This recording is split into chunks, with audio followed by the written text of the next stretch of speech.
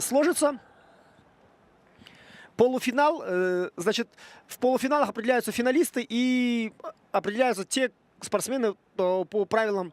Те, кто вышел в финал, они за собой тянут тех спортсменов, которые им проиграли. Те спортсмены, которые проиграли финалистам, имеют возможность потом побороться в утешительных схватках и потом побороться за бронзовую медаль. Так, начало схватки.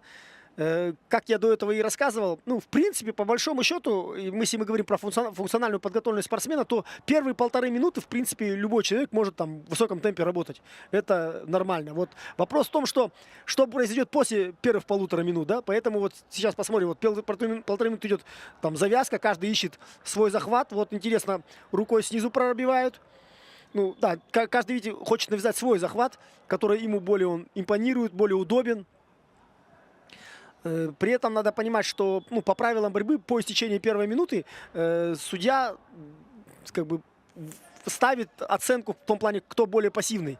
Поэтому неплохая попытка, ну, то ли посадки, то ли кочерги, но почему-то не дали срыв. Хотя, я так понимаю, Курман думал, что срыв будет, я же боюсь, туше положит. Там намертво он его взял, видите, за руку голову. И там мастить очень сложно, потому что рука по шее. Я думаю, сейчас будет туше. Ну вот, насколько там не дали ему срыв, то есть такой спорный момент. Успел подхватить его соперник или не успел? Ну да, и там уже, я думаю, вряд ли уйдет. Там уже он на лопатках лежит, в принципе, да, там он боковой уже туше показывает.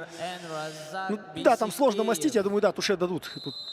Тут просто вопрос в том, что, как мне кажется, оплошность Курмана заключалась в том, что когда он проводил прием, он подумал, что дадут срыв, а срыв не дали.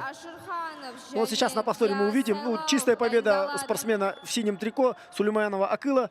Ну, то есть он подхватил и поймал-то, видите, как бы, ну, посмотрим, сейчас повтор будет. И прошел в финал. Сейчас, я думаю, на повторе покажут.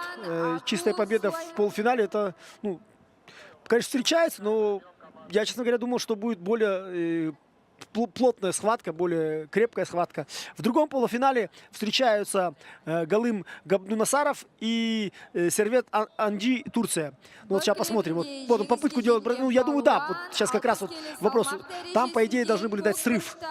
Вот, потому что вот сейчас будет, видите, он коснулся ковра. Вот смотрите, вот сейчас он делает оп, и там не показал на камеру. Сейчас он упал уже на живот. По идее, должны были дать срыв.